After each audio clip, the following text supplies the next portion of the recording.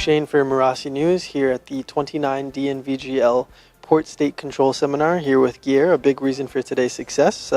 Thank you very much for having us, first and foremost. And second, can you just give us some of your feedback on the seminar today and how it's been going?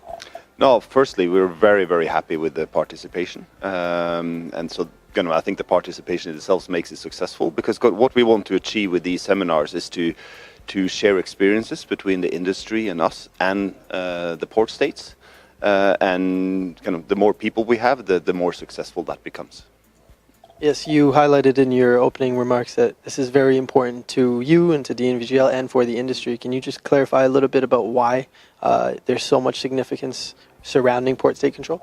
Well, port state control is becoming more and more a ticket to trade. And charters, when they are selecting vessels, they will look at the port state control statistics. And in a market like you have in the last few years with surplus of tonnage in the market, if you can select a vessel that has a fantastic PSE record, and you can select off somebody that doesn't have that, that in itself explains some of that importance. In addition, we basically see that this is there's increasing focus also within the port states to increase the quality level of the operations they do, which again will ensure that there will be more detentions and higher focus on quality and environmental awareness. So we also see that in the local market, and I think what was shown from the Riyadh MOU today shows that there is, I think, an increasing trend in deficiencies and also to some extent the detentions in the local market. So owners need to be aware. Yeah, you mentioned the Riyadh MOU just now, and we saw some statistics earlier on. From your expert opinion, how would you say the UAE is performing in terms of ensuring there's not substandard shipping in the region? Well, firstly, what is important is that, of course, you have a framework, and I think the Riyadh MOU provides that framework. And of course, through that framework, you need to, and what was mentioned today as well is that they're working on more risk ratings and these things to focus their attention on vessels that are substandard. But I think the number of visits that they have, the number of inspections is good. That really shows that it's given attention. Of course, it's difficult to comment on the number of deficiencies and detention. You really need to look into the details to figure out what the trends are. But that at least they have 28, if I remember correctly, 28 detentions over 2018. That shows that there are still substandard vessels operating there, and that whatever they are, the work that they are doing actually has an impact towards safety and basically the industry at large. And lastly, can you just talk a little bit about how DNV GL is ensuring quality port state control? So, port state control is incredibly important to DNV GL, and what was also discussed in the morning session was how we rank towards our competition. So we look at this on a daily basis. We have a number of tools in which we help our clients. We have a port state control planner on our internet platform where you can basically select I'm going to this country, this port, and get a checklist that gives you some advice, some guidance to the crew on board on what they need to really have attention to in given certain ports. In addition to that, seminars like this is also a part of that, and also all the detailed information that we share with the industry on pretty much a monthly basis. We have a regulatory overview that we share. Our key account managers, when they go and visit the clients, they will spend time with them, also discuss the port state control performance. We bring it also into account when we do ISM audits, particularly the DOC audits in the office, and we have a discussion with the top management of the ship owners and managers on port state control.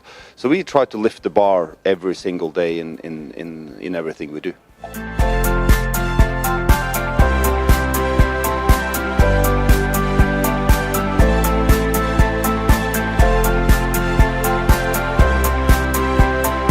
Duchesne for Marassi News, here with Hans Krieger from International Registries. How are you doing today? Hi, Duchesne. I'm very well, thank you. Well, thank you first and foremost for taking the time to talk to us today. I know you have a flight to catch, so I won't take up too much of your time. But the first question that I have for you is, can you please just brief us on International Registries and what exactly it is that you do? Sure, it's a pleasure.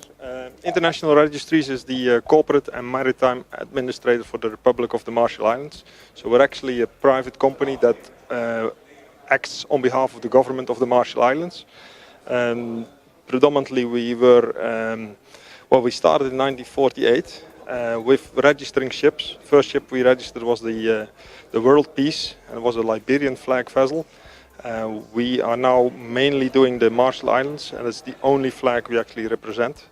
And we are committed to the safety, the environment, and the vessels that are at sea. So, we look after the ships. We make sure they do comply, and that's a quality signature of our flag. Could you briefly explain how flag states relate to port state control? I think there is a lot of common, because similar to we as a flag state, a lot of port state also holds flag, so they are flag and port state together.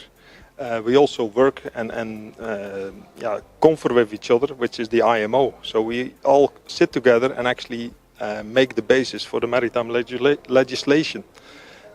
Once these legislations are in place, we are also the bodies that will actually monitor and verify compliance of the ships. So we have very much in common. And if we have our responsibilities, that means we as a flag state say, okay, the ship needs to deal with this issue before it can continue its sailing. The same does the port state control. So we have a lot of in common. From your expert point of view, can you give us maybe your top tips for avoiding substandard shipping?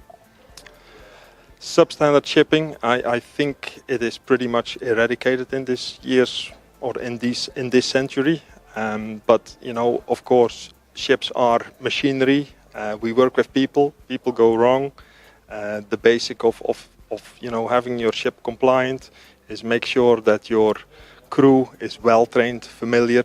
Lay down the expectation. They have to be open and transparent about findings and what can be findings. So they also need to learn to identify what are findings. And once these findings are done on board the ship, you have to report them. So that means you have to involve with your flag state or your class society, make them aware of the issue that is on board the ship.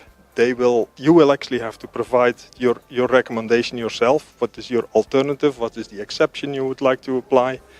And once that is substantial, it can be accepted by the flag state or by the port state. So the last thing is then communication. If you communicate, if you share that, then I think you will not have problems with port state control nor with flag state. You will definitely not be considered as substandard.